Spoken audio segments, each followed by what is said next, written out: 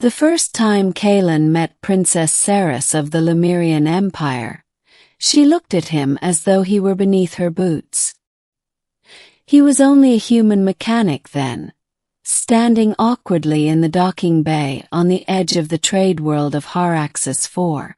She had descended from her silver-skinned cruiser in full royal regalia, her violet eyes sweeping the workers like one might inspect pests. And when Kaelin, grease-stained, hair wild from long hours, had accidentally stumbled into her path, she had tilted her perfect chin and said, voice dripping with scorn, "Humans, always crawling under machines. As if you belong there." The words cut sharper than he'd admitted to anyone. Kaelin had muttered something under his breath and turned away, vowing never to think of the alien princess again. But fate didn't much care for vows. Chapter 1: The Battlefield.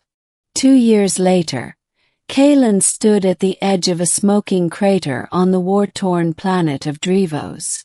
The sky above was a swirling mess of black and red as enemy ships shrieked across the heavens. The ground rumbled as another plasma cannon hit too close for comfort. "Kaelin!"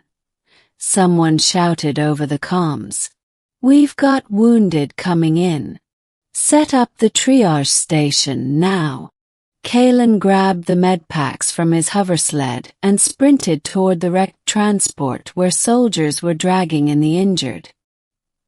He wasn't a soldier himself, but wars didn't ask for your permission before burning through your life. He patched up who he could, welded armor when machines broke down, and tried to keep breathing. But when they carried in the woman with violet eyes and silver armor scorched nearly black, his heart stopped. Princess Ceres. Her lips were pale, her breathing shallow. A jagged piece of shrapnel jutted from her shoulder. She didn't recognize him at first. Her gaze was fevered, unfocused. "Pressure bandage now." Kaelin barked at the med-drone. His hands worked swiftly, sealing wounds, stabilizing vitals. When her eyes finally cleared and landed on him, something like surprise flickered there. "You," she rasped, voice rough as cracked stone. "The mechanic." Kaelin almost smiled. "Still crawling under machines. And saving stubborn princesses, apparently." Her lips parted as though to speak, but exhaustion claimed her before words could. Chapter 2. The Recovery Tent. The war raged on outside, but inside the dimly lit med-tent, time slowed. Ceres recovered under Kaelin's watchful eye. Her wounds knitting with the help of alien tech and human stubbornness. One evening, as the wind howled beyond the tent walls, she stirred. "You stayed," she said softly. Kaelin glanced up from the datapad where he was logging her vitals. "Someone had to make sure you didn't bleed out." She studied him for a long moment. "I remember what I said to you. On Haraxis IV." Kaelin shrugged, keeping his tone neutral. "Princesses have said worse things to people like me." "It wasn't true," she said, voice quieter now. "Humans. I didn't understand then." Kaelin didn't reply. He wasn't sure what to say to the most beautiful, and once most arrogant woman he'd ever met. Over the next few days, her strength returned. Sometimes she asked him about Earth, about human food, music, oceans. Sometimes she was silent, eyes distant, haunted by whatever she had seen on the battlefield. And sometimes, when the night was too long and the bombs too close, they talked about things neither of them admitted to anyone else. Dreams, regrets, the strange twist of fate that had landed them both in this war. Chapter 3: The Escape. It was 3 nights later when the enemy struck again, this time hitting the med camp directly. Alarms blared. The ground shook violently. Kaelin burst into Ceres's tent. "We have to go. Now." She was already on her feet, though still pale. Outside, soldiers scrambled toward evac transports. The air reeked of smoke and ozone. They ran together through chaos, weaving between burning wreckage. At one point, a collapsing beam nearly crushed Ceres, but Kaelin shoved her clear, the impact slamming into his own shoulder. Pain lanced through him, but he kept moving. They reached the last evac ship just as enemy drones descended from the sky. Kaelin grabbed a blaster from a fallen soldier, firing until the weapon overheated. Ceres fought beside him, her movements graceful, deadly, nothing like the haughty princess he once met. At last, the ship's doors sealed, engines roaring to life.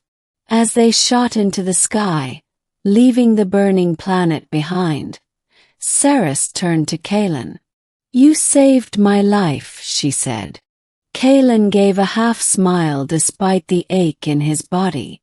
"Guess I crawl out from under machines sometimes too."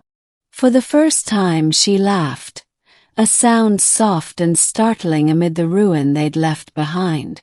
Chapter 4. A proposal among the stars. Weeks passed. The war front shifted elsewhere, but Kaelin and Ceres found themselves aboard the same hospital cruiser, both recovering from wounds that ran deeper than skin.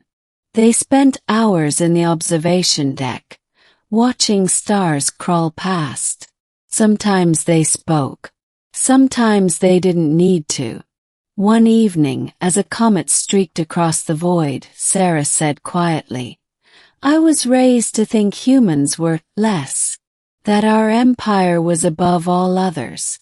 But you," she broke off, eyes glimmering, "you've risked everything. For me." Kaelin shifted uncomfortably. "Would have done it for anyone."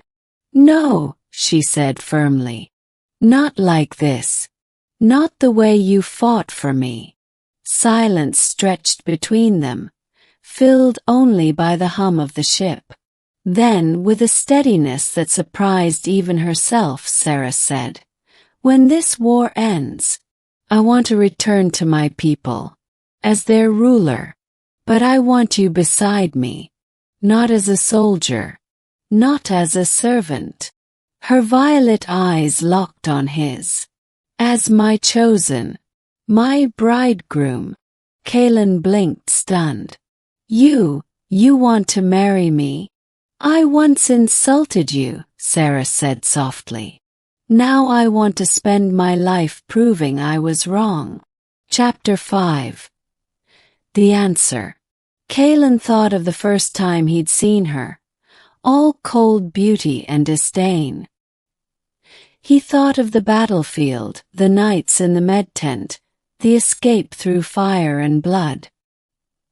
He thought of the way she laughed now, unguarded, nothing like the princess who once looked through him. And he realized he didn't just admire her. Somewhere between shrapnel and starlight, he'd fallen for her.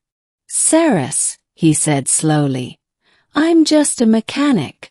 A nobody." Her hand found his. "You're the man who saved me. Who saw me, not the crown, not the empire. Me." Kaelin searched her face, the sincerity in her eyes. Then softly he said, "All right, princess.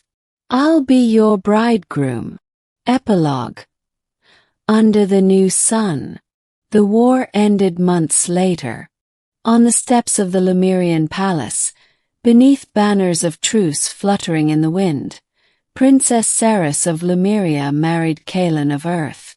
Some nobles whispered, some scowled, but many cheered, for they had heard the story of the human who saved their princess when the stars themselves seemed to fall.